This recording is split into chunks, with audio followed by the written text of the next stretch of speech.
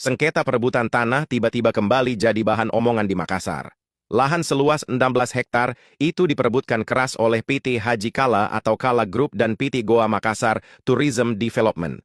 Keduanya sama-sama mengantongi dokumen yang mereka yakini sah, membuat situasi makin panas dari hari ke hari. Di tengah kekacauan itu, Yusuf Kala, mantan wakil presiden RI periode ke-12, turun menyuarakan keberatan atas eksekusi lahan di kawasan Jalan Metro, Tanjung Bunga, Makassar, Sulawesi Selatan. Eksekusi yang dilakukan pengadilan atas permintaan grup Lipo melalui PT GMTD itu dianggap JK tidak memiliki dasar yang benar. Ia menilai tindakan tersebut bukan hanya keliru tetapi juga merendahkan warga Makassar dan dirinya yang merasa telah membeli tanah itu secara resmi. Namun PT GMTD jelas tidak mundur, mereka bahkan menyatakan kesiapannya untuk membuka seluruh bukti kepemilikan yang mereka pegang. Melihat sengketa yang makin berbelit, publik mulai menyusun tanda tanya besar. Jika sosok sekelas mantan wakil presiden saja bisa terlibat dalam penyerobotan lahan yang dilakukan begitu terbuka, apa jadinya bila hal serupa menimpa masyarakat biasa tanpa pengaruh dan tanpa dana? Besar kemungkinan mereka langsung tersingkir tanpa sempat bersuara. Yusuf Kala langsung turun ke lokasi begitu mendengar kabar bahwa PT GMTD akan mengeksekusi lahan yang selama ini dipersoalkan kepada media. Ia menegaskan bahwa tanah itu merupakan milik sah grup Haji Kala, lahan yang ia beli sendiri dan telah dikuasai hampir 3 dekade. Ia kemudian menjelaskan lebih rinci asal-usul dari kepemilikan tersebut.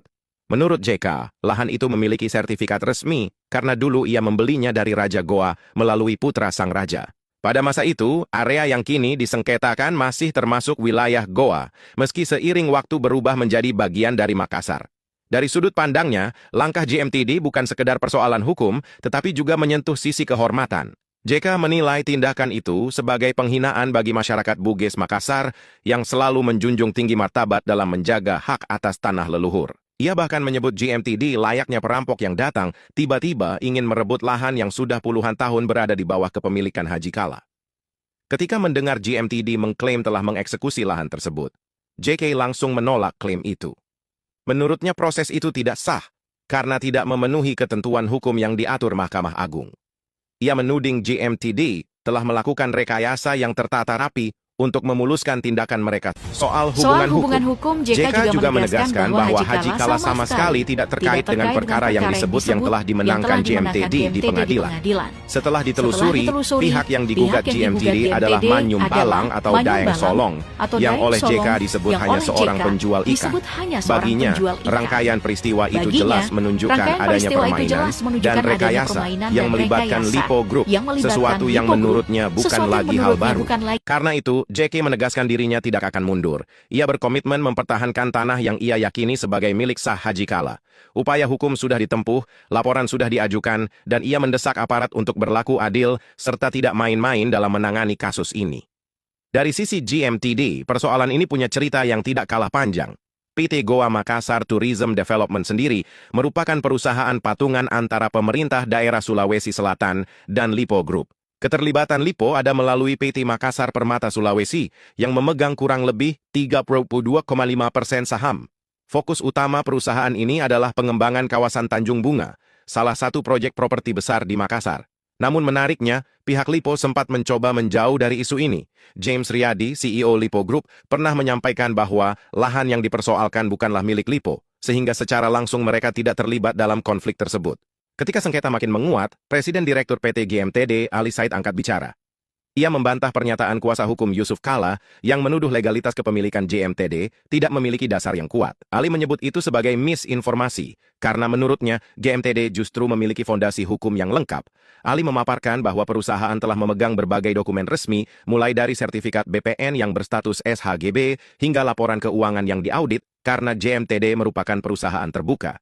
Selain itu, mereka mengantongi 4 putusan in-crouch dari 2002-2007 yang seluruhnya dimenangkan GMTD, ditambah eksekusi Pengadilan Negeri Makassar pada 3 November 2025, serta dokumen PK-KPR tertanggal 15 Oktober 2025. Karena merasa memiliki semua dasar hukum yang dibutuhkan, GMTD memilih maju terus di jalur hukum, sama seperti pihak Haji Kala.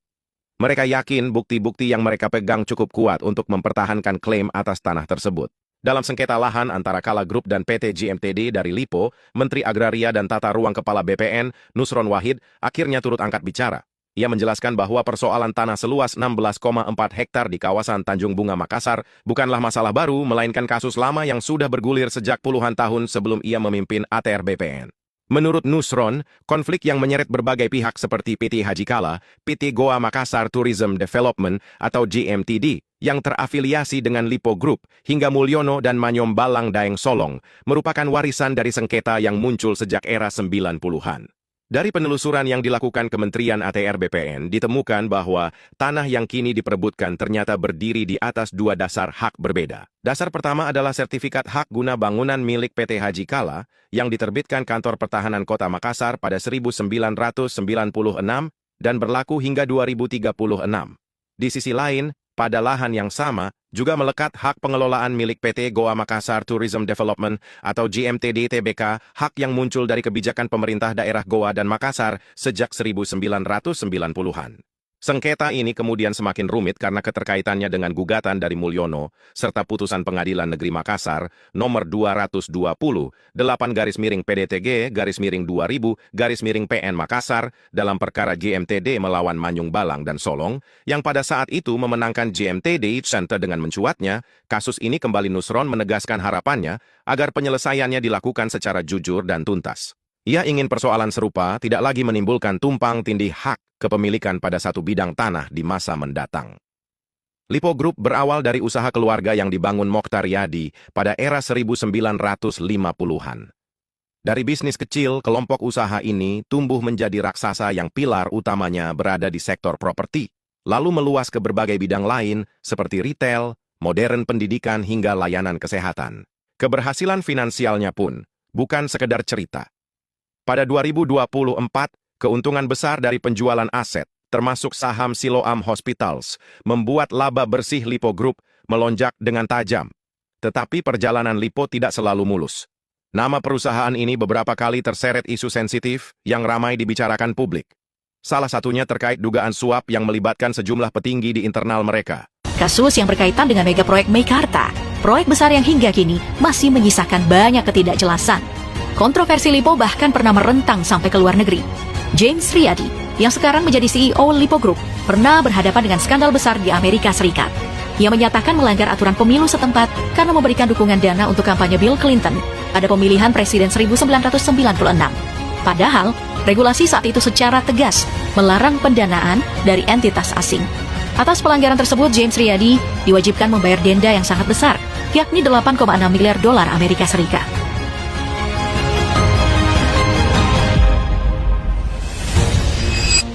Kala Group bermula dari sebuah usaha perdagangan dan transportasi yang dirintis pada 1952 oleh Haji Kala bersama Haja Atira Kala. Dari usaha keluarga sederhana, bisnis ini tumbuh menjadi konglomerasi besar dengan banyak sektor. Dan kini dikelola oleh generasi kedua.